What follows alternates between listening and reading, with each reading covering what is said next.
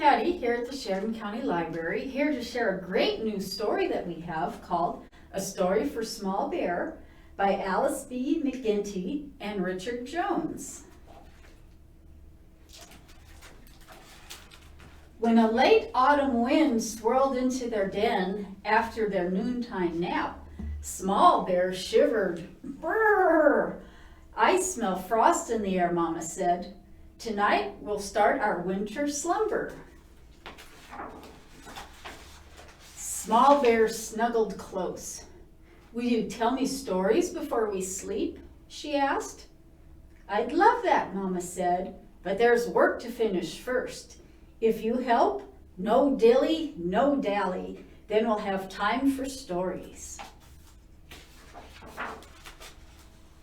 Small Bear got right to work. With the sun shining high, she helped Mama gather sprigs of spruce to make a soft, warm nest.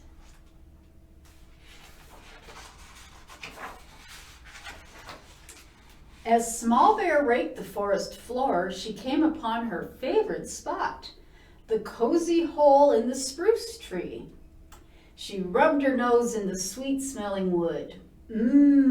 She scratched her back. Ah! She could dilly and dally here forever.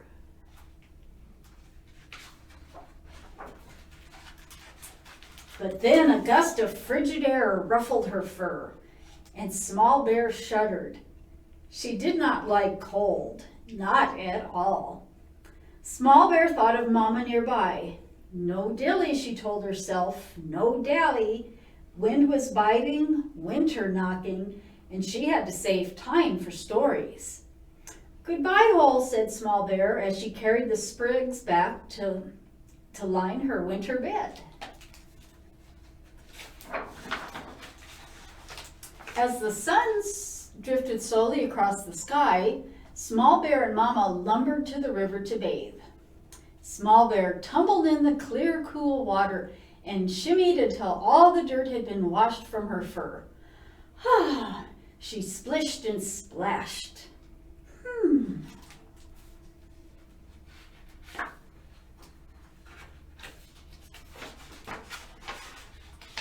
No dilly.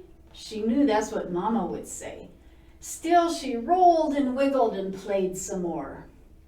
No dally, Small Bear thought, but it was so hard to leave. What could she do? Wind was biting, winter knocking, and she had to save time for stories. Finally, firmly, Small Bear waded to shore. Goodbye, river, she said, and shook herself dry. Mama, Small Bear called. Where are you, Mama? At last, Small Bear saw her and ran to meet her by the berry grove. Late day sunshine warmed them as they munched on berries, juicy and red. Then Small Bear saw acorns high above. Up, up, up she climbed.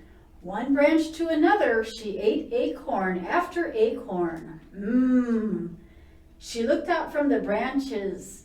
Ah, she could climb forever.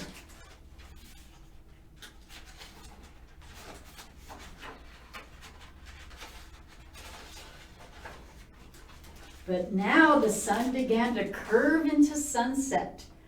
No dilly, Small Bear reminded herself. Still, she reached for a particularly plump acorn. No dally, Small Bear said. But how could she leave? The forest was full of food and adventure. Suddenly, though, Small Bear shivered. Brrr! Sun was setting, wind was biting, winter knocking, and she had to save time for stories. Small Bear knew what to do. Goodbye, trees, she said, and down she scrambled. Mama, she called. She scampered between bushes, scurried over rocks. Mama, Mama! Finally, Small Bear saw her, lumbering near the mulberry trees. Here I am, Mama, she said. And together they started down the path towards home.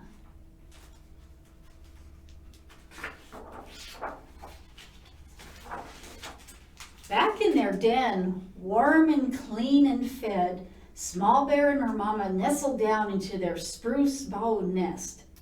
"Did I save enough time for stories?" Small Bear asked. "You did," Mama answered, and pulled her close. In a deep, rumbling voice, Mama began. "Once there lived a small bear who loved to play. Her mama watched as she scratched in her cozy hole. No dilly.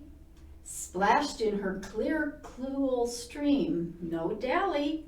And adventured in the tall, tall trees. Would she save time for stories?" Small Bear listened, content because she knew how this story would end.